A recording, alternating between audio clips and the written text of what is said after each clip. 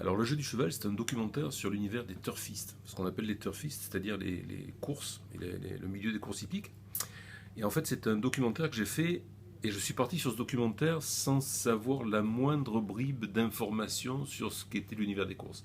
Et c'est ça qui m'intéressait, c'est de faire découvrir aux gens qui n'y comprennent rien, un peu comme moi avant, qu'est-ce que c'est, quoi, comment ça marche, pourquoi est-ce qu'on joue, c'est quoi, comment ça marche un cheval, c'est quoi. Et cette approche qui est finalement très basique, elle est intéressante parce que du coup le documentaire peut vraiment arriver à intéresser tout le monde et pas seulement des spécialistes du sujet. Ouais, parce qu'en dehors des turfistes, qui eux, par contre, n'ont pas l'air de tout connaître du cheval, Mmh.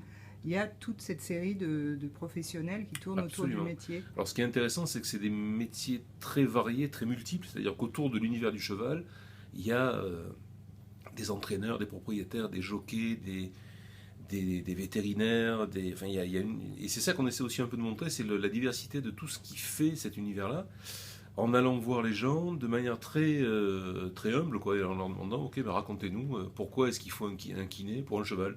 Et ça sert à quoi un kiné pour un cheval? Et donc on a une fille qui nous explique tout ce qu'elle peut arriver à améliorer sur le bien-être du cheval et son confort pour les préparer aux courses. Et ça, c'est vraiment intéressant. Après, on est allé aussi interviewer des turfistes, donc des joueurs. Mhm. Et ce qui est intéressant, c'est que moi, au départ, c'était un peu la base du documentaire. C'était. Je vais surtout raconter les joueurs et comment ça marche un joueur et pourquoi on joue et sociologiquement, qu'est-ce qui fait que des gens vont mettre de l'argent sur des chevaux. Et ce qui est intéressant, c'est qu'on a découvert vraiment un univers qui est un univers de petits joueurs, de petits parieurs, de retraités qui sont dans les bistrots de quartier, dans les bistrots de petits villages. Et il y a des personnages, et c'est vraiment intéressant aussi d'essayer de comprendre pourquoi, à un moment donné, le turf, c'est-à-dire le fait de jouer à des jeux d'argent sur les chevaux, ça devient aussi un moyen de sociabilisation de certaines couches de la population. Et ça, c'est vachement intéressant aussi. D'accord. Et j'ai compris dans le film qu'il y a quand même un peu une perte de vitesse des jeux Ouais. par le fait de l'ouverture à la concurrence. Alors est-ce que justement le métier globalement en pâtit? Alors, ce qui est intéressant, c'est qu'on a justement le témoignage de gens du PMU, puisqu'en fait, il y a plusieurs sociétés, plusieurs organismes qui organisent des courses. Ce qu'il y a, c'est qu'en fait, le PMU, depuis quelques années, a essayé de démultiplier les jeux, puisqu'en fait, maintenant, il y a beaucoup de jeux en ligne. Ce qui fait que, en fait, ce qu'ils pensaient être une espèce de poule aux œufs d'or, en fait, ils l'ont un peu tué, parce qu'en fait, on a démultiplié les jeux. Donc maintenant, on peut jouer toute la journée sur des courses qui se passent dans le monde entier, et les paris sont sans arrêt, sans arrêt, sans arrêt. Sauf que le problème, c'est qu'en fait, les gens n'ont pas un budget illimité pour les courses, donc du coup, les gens parient moins. C'est-à-dire qu'en fait, avant, c'était concentré sur certaines courses, c'était le tiercé le dimanche, c'était le quintet, c'était des choses très serrées, enfin très. Voilà.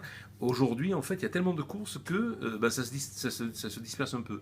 En plus, sur les paris en ligne, ce qui est intéressant aussi, ce qu'on nous raconte ce qu'on nous a raconté dans ce documentaire, c'est que euh, comme il y a beaucoup plus de courses, en fait, il y a moins de chevaux par course. C'est-à-dire qu'en fait, à une époque, il y avait 25 chevaux sur une course.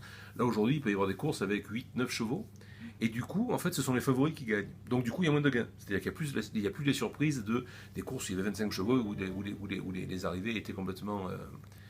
Ça devenait tellement n'importe quoi qu'en fait, on pouvait faire de bons coups et gagner avec des cotes qui étaient des cotes élevées. Et aujourd'hui, en fait, comme il y a moins de chevaux sur les courses, ben, du coup, c'est beaucoup plus les favoris qui arrivent, et donc du coup, les cotes sont moins importantes, et donc du coup, les parieurs gagnent moins d'argent. D'accord. Mais bon, la star là-dedans, c'est quand même le cheval. La star, c'est quand même le cheval. Et ce qui est intéressant, c'est de voir à quel point ils sont bienveillants avec les chevaux. C'est-à-dire que Mm. ça, c'est aussi quelque chose qui m'a bien plu dans le tournage de ce documentaire, c'est de voir à quel point les chevaux sont bien traités, sont considérés comme vraiment. Et puis pour moi, c'est aussi un peu une découverte de ce milieu. Et une découverte de cheval, quoi. Comment ça marche un cheval, c'est quoi? C'est cette espèce d'animal qui pèse 350 kilos. Et ce qui est intéressant aussi, c'est de voir que finalement, il y a quasiment plus de possibilités de triche. C'est-à-dire qu'à une époque, il y avait des histoires de dopage, il y avait des histoires. Aujourd'hui, tout est tellement contrôlé que finalement, bah, il y a des chevaux qui sont des espèces d'athlètes de haut niveau et tout est fait pour que ces athlètes de haut niveau gagnent les courses. Et c'est ça qui est intéressant aussi. Eh ben merci. Eh bien, merci.